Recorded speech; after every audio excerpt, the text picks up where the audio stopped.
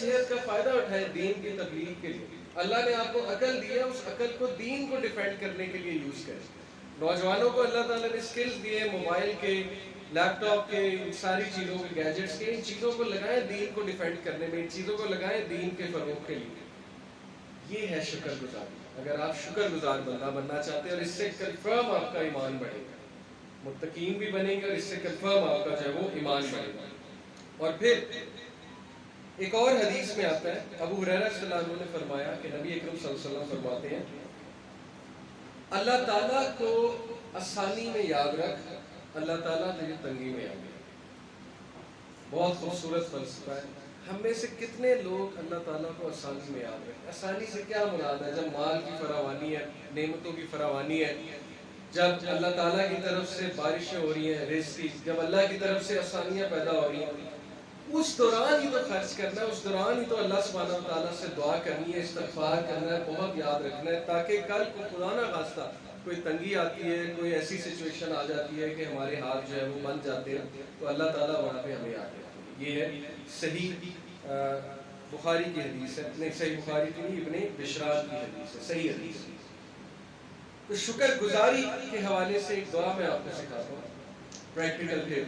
ایک تو شکر گزاری عمل کا نام ہے، یہ پریکٹیکل ٹپ ہے. دوسری ایک دعا ہے کہ معاذ ابن جبل اصطلاح کو فرماتے ہیں کہ ایک بار نبی اکرم صلی اللہ علیہ وسلم نے میرا ہاتھ پکڑا اور کہا کہ اے معاذ میں تجھ سے اللہ کے لیے محبت کرتا ہوں. اس لیے کبھی بھی یہ دعا پڑھنا نہ چھوڑی نماز کے بعد. وہ دعا کیا ہے؟ ربی اعنی علی ذکرک و شکرک و حسن عبادتک. بہت خوبصورت دعا. ربی اعنی علی ذکرک، اے میرے رب مجھے اپنا ذکر کرنے کی، اپنا شکر کرنے کی، اور حسن اپنا عبادت کرنے کا حسن سکھا. ربی اعنی علی ذکرک و شکرک و حسن عبادتک. تو دوسرا حق ایمان کا ہے شکر گزار. شکر گزار بن جائیں، عمل کے تھرو شو کریں کہ آپ شکر گزار بندے، اللہ نے ہمیں بہت کچھ دیا. اور نہ شکری نہ کریں، شکایتیں نہ کریں، کمپیریزن نہ کریں. بہت کمپیریزن ہوتا ہے ہمارے یہاں، جو کہ ظاہر ہے ہمارے ایمان کو بہت کم کر دیتا ہے. تیسرا جو حق ہے ایمان کا وہ ہے حیا. حیا کیا ہے؟ اللہ کے نبی صلی اللہ علیہ وسلم نے فرمایا کہ ہر دین کا ایک مزاج ہوتا ہے، اور اسلام کا مزاج حیا ہے. حیا کیا ہے؟ صرف آنکھوں کی حیا ہے، یا صرف ایک خاص قسم کا لباس پہننا حیا ہے؟ حیا کے بہت سے تقاضے ہیں. اللہ کے نبی صلی اللہ علیہ وسلم نے فرمایا کہ تمہارا رب بہت حیا والا ہے. جب انسان دعا میں ہاتھ اٹھاتا ہے تو اس کو حیا آتی ہے کہ کہیں میں اس کو خالی ہاتھ نہ لوٹا دوں. یہ بھی ہے. اللہ تعالیٰ اتنا حیا والا ہے کہ اللہ تعالیٰ سے جب کوئی کچھ مانگتا ہے تو اللہ کو حیا آتی ہے کہ میں اس کو خالی ہاتھ نہ لوٹاؤں. یہ بھی حیا کا ایک ایسپیکٹ ہے. حیا یہ ہے کہ آپ اپنے ارد گرد کی چیزوں کے بارے میں کانشیس ہو، آپ کو پتا ہو کہ آپ کے ارد گرد کیا ہو رہا ہے، آپ اپنے ارد گرد کے لوگوں کے حقوق کے بارے میں بہت زیادہ آتا ہو. یہ بھی حیا ہے. آپ حیا کریں کہ کہیں کل میرے بارے میں کوئی غلط رائے قائم نہ ہو جائے، اسلام کو ڈیمیج نہ ہو جائے میری وجہ سے. میں اسلام کا بول بالا کرنے آیا تھا، کہیں میری وجہ سے کہیں کوئی بزنس ڈیلنگ ایسی نہ ہو جائے، کہیں میں جھوٹ نہ بول دوں، کہیں میری کسی حرکت کی وجہ سے نبی اکرم صلی اللہ علیہ وسلم یا اسلام پہ کوئی جو ہے کویسچن نہ ریز کر دے کہ یہ دیکھو مسلمان ایسا ہوتا ہے. آج پاکستانی قوم کی کیا جو ہے وہ امیج ہے انفارچونیٹلی. آپ پوچھ لیں غور سے، مطلب ہماری جنگ میں جب یہ کہ جھوٹ بولتے ہیں، جھوٹ ہمارا کلچر بن چکا ہے. ایک ہوتا ہے انڈیویجول مسئلہ کہ ایک بندہ ہے، اس کا اکلوتا ایک مسئلہ ہے. ایک ہوتا ہے کہ قوم کا مسئلہ، پوری قوم کا مسئلہ ہے جھوٹ بولنا. ہر بات پہ جھوٹ بولنا. ٹائم کے بارے میں جھوٹ بولنا ہے کہ میں ابھی آ رہا ہوں یا میں 15 منٹ بعد آ رہا ہوں، 45 منٹ لگا دیتے ہیں. بزنس کے حوالے سے جو ہے وہ کیا کیا جھوٹ ہے وہ آپ لوگ بہتر جانتے ہیں. پیمنٹس دینے کے حوالے سے کیا کیا جھوٹ ہے. ہر چیز جو ہے وہ جھوٹ پر چل رہی ہے. تو ہماری حیا کہاں گئی؟ ہمیں یہ حیا کیوں نہیں آتی کہ ہم کس نبی کے امتی ہیں، ہم کس ریلیجن کو جو ہے تھامے ہوئے ہیں، ہم کون ہیں؟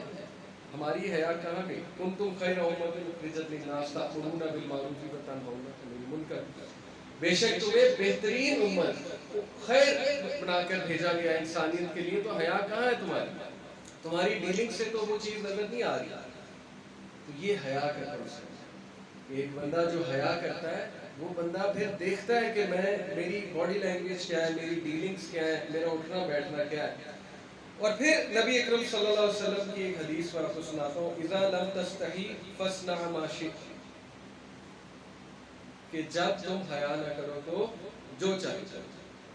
یہ وہ سٹیٹ ہے جس سے پناہ مانگنی چاہیے کہ اے اللہ مجھے میرے نفس کے حوالے ایک سیکنڈ کے لیے بھی نہ کر، کیونکہ جب نفس ہمارا ہم پہ حاوی ہو جائے گا پھر حیا چلی جاتی ہے۔ مثال کے طور پہ آج ہم موبائل یوز کرتے ہیں، یوٹیوب پہ کتنا کچھ آتا ہے، فیس بک پہ کتنا کچھ آتا ہے، بل بورڈز پہ کتنا کچھ آتا ہے، نظروں کی حفاظت کرنا کتنا مشکل ہو چکا ہے۔ تو حیا کیا ہے کہ جب آپ کے سامنے کوئی ایسی چیز آئے تو فوراً شیطان سے پناہ مانگیں، اللہ سبحانہ تعالیٰ کی پناہ پکڑیں اور اللہ تعالیٰ سے دعا کریں کہ اللہ مجھے، میری آل کو، میری اولاد کو۔ دیکھیں ابراہیم علیہ السلام کی دعائیں کیا تھی کہ اللہ مجھے، میری آل کو، میری اولاد کو نمازی بنا۔ ہمیں بھی اللہ سے یہی دعا کرنی چاہیے کہ اللہ ہمیں با حیا بنا، میری جنریشن سے ایسے لوگ اٹھا جو با حیا ہے، جو تیرا نام بلند کرنے والے ہیں، جن میں حیا ہے۔ کیونکہ اگر حیا نہیں تو کچھ بھی نہیں ہے، پھر کوئی گڈنس نہیں رہ جاتی۔ پھر نبی صلی اللہ علیہ وسلم نے کہا پھر جو مرضی کرتے پھرو۔ جب حیا ہی نہیں رہی ایک بندے میں، پھر وہ لوگوں کے ساتھ زیادتی بھی کرتا پھرے، پھر وہ گناہ کرتا پھرے، اللہ کی نافرمانی کرتا پھرے، پھر اٹ ڈزنٹ میٹر، کیونکہ حیا ہی باقی نہیں رہی۔ بیسک انگریڈینٹ باقی نہیں رہا ہے، جو دین کا مزاج ہے وہ حیا ہے۔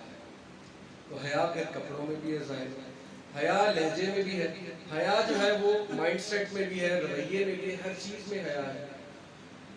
پھر نبی اکرم صلی اللہ علیہ وسلم کی حدیث آپ کے سامنے پیش کرتا ہوں، مسند ابی یعلا حدیث نمبر 4195۔ نبی اکرم صلی اللہ علیہ وسلم نے فرمایا کہ 6 اعمال کر لو میں تمہیں جنت کی گارنٹی دیتا ہوں۔ 6 اعمال کر لو میں تمہیں جنت کی گارنٹی دیتا ہوں، جب تم میں سے کوئی بولے تو سچ بول۔ پہلا عمل سچائی۔ مسلمانوں میں تو کنسیپٹ ہی نہیں جھوٹ ہے۔ اللہ کے نبی صلی اللہ علیہ وسلم نے کہا مسلمان زنا کر سکتا ہے، ڈاکہ ڈال سکتا ہے، مسلمان جھوٹ نہیں بول سکتا، ہے ہی نہیں، کنسیپٹ ہی نہیں ہے جھوٹ۔ اب یہ چیز گوروں نے اڈاپٹ کر لی ہے اور آپ دیکھیں کہ کس طرح سے وہ ترقی کر۔ تو پہلا جو عمل ہے وہ یہ ہے کہ جب بولو سچ بولو، جب کوئی وعدہ کرو تو اس وعدے کو مت توڑو، وعدے کا نبھانا۔ نمبر 3، جب تمہیں کوئی امانت دی جائے تو اس میں خیانت نہ کرو۔ نمبر 4، اپنی نظروں کی حفاظت کرو، اپنی نظروں کو جھکاؤ اور اپنے ہاتھوں کو روک لو دوسروں کو نقصان پہنچانے سے۔ 5واں عمل، اپنے ہاتھوں کو روک لو دوسروں کو نقصان پہنچانے سے۔ اور نمبر 6، اپنی شرمگاہ کی حفاظت کرو۔ یہ جو آخری 3 ہیں کہ اپنی نظروں کی حفاظت کرو، نظروں کو جھکاؤ۔ نظروں کو جھکانے سے صرف یہ مراد نہیں ہے کہ نامحرم سے نظر جھکاؤ، وہ بھی ظاہر مراد ہے۔ ایسی چیزوں کے آگے نظر جھکاؤ جو دل کو ظاہر ہے کہ سخت کر دیں۔ نظر جھکانے سے یہ بھی مراد ہے کہ دوسروں کی نعمتوں پہ نظر ڈالتے ہوئے بھی نظر جھکاؤ، یعنی حسد نہ پیدا کرو۔ دوسروں کی نعمت جب دیکھو تو ماشاءاللہ لا قوت الا باللہ کرو، اس کے لیے دعا کرو، اللہم بارک لہا، اللہم بارک لہو، یا اللہم بارک لہم۔ اللہ تعالیٰ تمہیں بھی انکریز کرے گا اس چیز سے، اس کو دعا دو۔ اپنی نظروں کو جھکاؤ، اپنے ہاتھوں کو روک لو دوسروں کو نقصان پہنچانے کے لیے، اپنے بدلے کو اپنے، یہ ہے حیا کا کنسیپٹ بیسیکلی۔ تو تیسرا حق یہاں پر جو ہے ہم نے وہ پڑھا ایمان کا حیا۔ 3 باتیں ہو گئی، نمبر 1 تھا تقویٰ، نمبر 2 شکر گزاری، نمبر 3 حیا۔ آخری جو تقاضا ہے ایمان کا، اگر آپ دیکھنا چاہتے ہیں آپ مومن ہیں، آپ ایمان والے ہیں، تو وہ ہے صبر۔ صبر کا جو لفظ صبر ہے وہ قرآن میں 91 بار ہے، 91 ٹائمز۔ آپ یہیں سے اندازہ لگا لیں کہ صبر کی کتنی اہمیت ہے۔ جنتیوں کی سب سے بڑی خوبی، سب سے بڑی خوبی کیا ہے کہ وہ صبر والے۔ یہ میں آپ کو آیت سنا دیتا ہوں۔ اللہ تعالیٰ فرماتے ہیں، یہ سورہ رات کی آیت ہے، سلام علیکم بما صبرتم فنعم عقبی الدار، کہ فرشتے ان لوگوں سے جو جنت میں داخل ہوئے ہوں گے انہیں سلام کریں گے، اور کیا وجہ بتائیں گے ان کے انٹر ہونے کی؟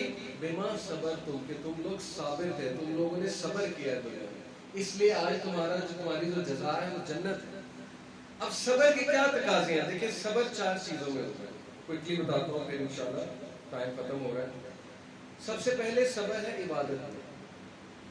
اب یہ بڑی عجیب بات ہے، کوئی کہے گا کہ نہیں یہ کیا بات ہے، عبادت میں کون سا صبر ہے؟ دیکھیں عبادت کرنے کے لیے، فجر پہ اٹھنے کے لیے، مسجد تک جانے کے لیے، یہ ساری چیزیں صبر مانگتی ہیں، کیونکہ آپ نے دنیاوی جو لذتیں ہیں ان کو ترک کر کے عبادت کرنی ہے۔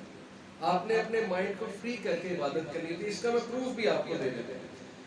सूरह कहफ में अल्लाह सुब्हानहू व तआला नबी अकरम सल्लल्लाहु अलैहि वसल्लम कहते हैं, और सब्र के साथ उन लोगों के साथ रहो जो सुबह शाम अल्लाह सुब्हानहू व तआला को याद करते हैं, अल्लाह का जिक्र करते हैं। आयत नंबर 26।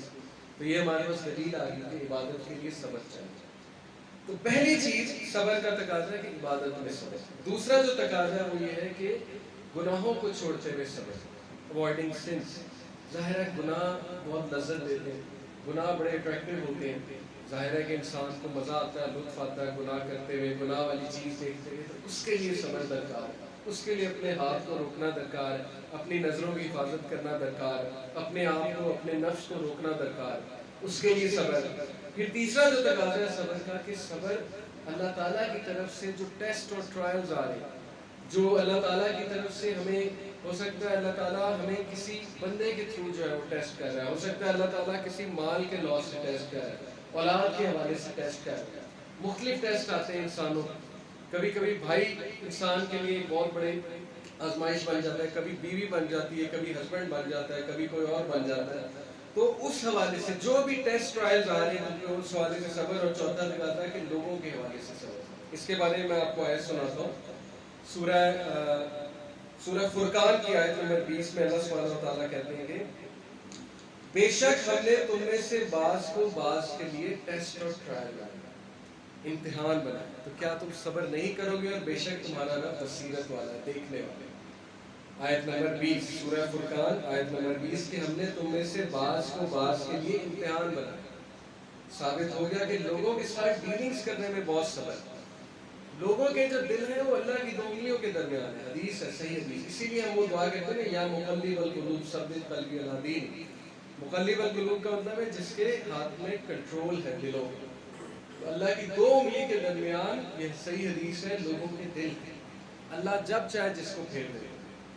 इसलिए जब आपको किसी से तकलीफ पहुंचे, जब आपके साथ कोई रूडली पेश आए, जब आपकी कोई इज्जत ना करे, या आपकी तरफ से कोई कोताही हो जाए, तो समझ लें कि अल्लाह सुब्हानहू व तआला की तरफ से टेस्ट है, ट्रायल है। इब्न तैमिया कहते थे कि जब मुझे कोई दुख देता है, मुझे ऑफेंड करता है, मेरे साथ कोई बदतमीजी करता है, तो मैं ये एक साइन समझता हूँ कि अल्लाह ताला मुझे ह्यूमिलिटी सिखा रहा है, आजिज़ी सिखा रहा है। बिल्कुल ऐसी हो सकता है कि हमारे पास बहुत दौलत है और हम उस दौलत में हमें जो है वो थोड़ा सा ज़ाहिर है कि गुमराही की राह पर जो है वो कर दिया। हो सकता है अल्लाह ताला किसी के थ्रू हमें एक रिमाइंडर भेजे, कोई इंसान जो है वो हमसे बहुत ही कोई नीचे तबके का, वो हमारे साथ बदतमीजी करे। ये अल्लाह की तरफ से रिमाइंडर है कि आजिज़ हो जाओ। तो जो मोमिन है वो हर चीज़ से अच्छी चीज़ अखज़ करता है, पॉजिटिव चीज़ अखज़ करता है, अपनी अना को साइड पर रखते हैं।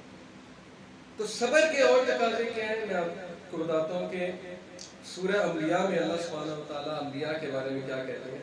व इस्माईला व इदरीस व ज़ुल्किफ्ल कुल्लुम मिनस साबिरीन। इस्माईल, इदरीस, ज़ुल्किफ्ल और इसके अलावा बाकी अंबिया का भी जिक्र हुआ। ये सब के सब कुल्लुम मिनस साबिरीन, सब के सब साबिर, सब्र किया करते हैं। और सब्र क्या होता है? अल्लाह के नबी सल्लल्लाहु अलैहि वसल्लम ने फरमाया कि सब्र, जब कैलेमिटी आती है तो उसके फर्स्ट स्ट्राइक पर सब्र होता है।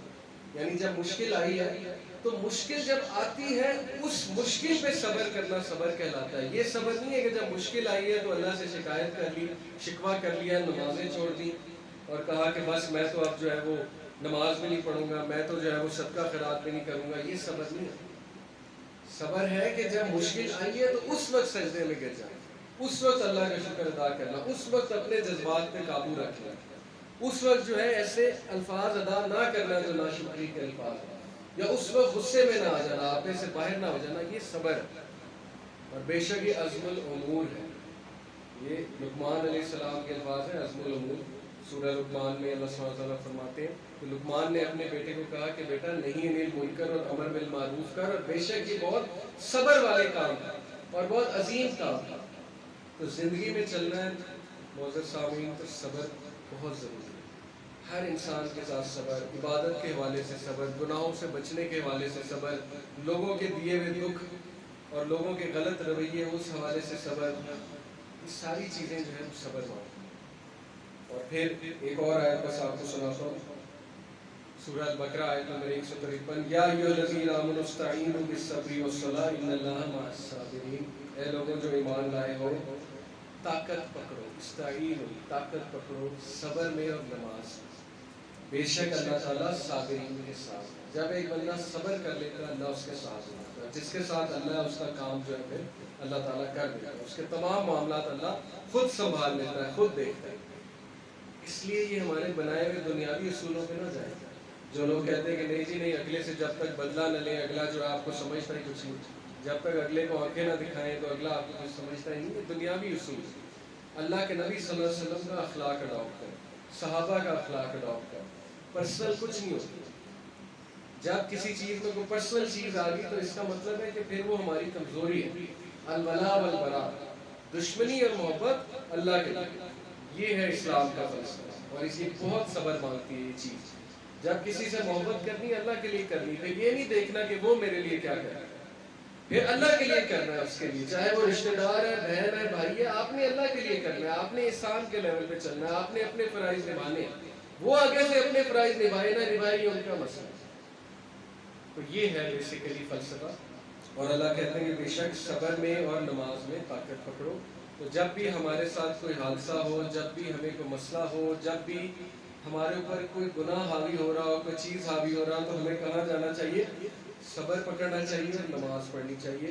آن دا کنٹریری ہم کیا کرتے ہیں کہ جب ہمیں غصہ آتا ہے ہم گناہ کی طرف چلے جاتے ہیں، جب ہمارا کوئی دل دکھتا ہے، جب ہمارے پسند کے علاوہ کوئی چیز ہو جاتی ہے، ناپسندیدہ چیز ہو جاتی ہے ہماری مرضی کے خلاف، تو اسی وقت ہم ناشکری شروع کر دیتے ہیں، گناہوں کی طرف چلے جاتے ہیں۔ بے شک یہ شیطان کی طرف سے کہ وہ انسان کو پہلے نا امید کرتا ہے اور اس کے بعد گناہوں کی طرف لے جاتا ہے۔ تو یہ 4 تقاضے ایمان کے ہم نے ڈسکس کیا آج کے خطبے میں، دوبارہ ریپیٹ کرتا ہوں۔ پہلا تقاضا ہے تقویٰ۔ تقویٰ کیسے انکریز ہوگا؟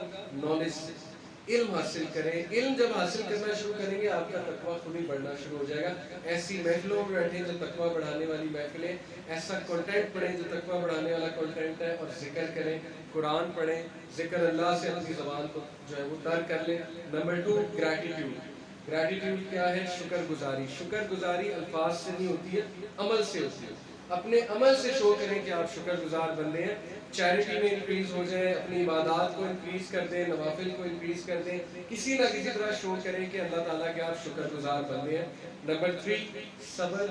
صبر کا کیا فلسفہ میں نے سارا آپ کو بتایا۔ 4 چیزوں میں صبر چاہیے، عبادت میں صبر چاہیے، لوگوں کے ساتھ ڈیلنگ میں صبر چاہیے، گناہوں سے بچنے کے لیے صبر چاہیے، اور نمبر 3 ٹیسٹ اور ٹرائل جو آتے ہیں ان کے حوالے سے صبر چاہیے، اور نمبر 4 حیا۔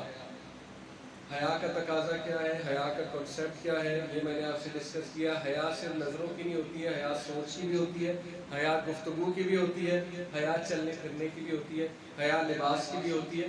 تو اللہ تعالیٰ سے دعا ہے کہ اللہ تعالیٰ ہمیں ان چاروں حقوق پورے کرنے کی توفیق عطا فرمائے۔ اللہ تعالیٰ ہم سب کو متقین بنائے، اور اللہ تعالیٰ ہم سب کو جو ہے وہ نبی اکرم صلی اللہ علیہ وسلم کی سفارش عطا فرمائے قیامت والے دن۔ سبحانک اللہم و بحمدک، اشہد ان لا الہ الا انت، استغفرک۔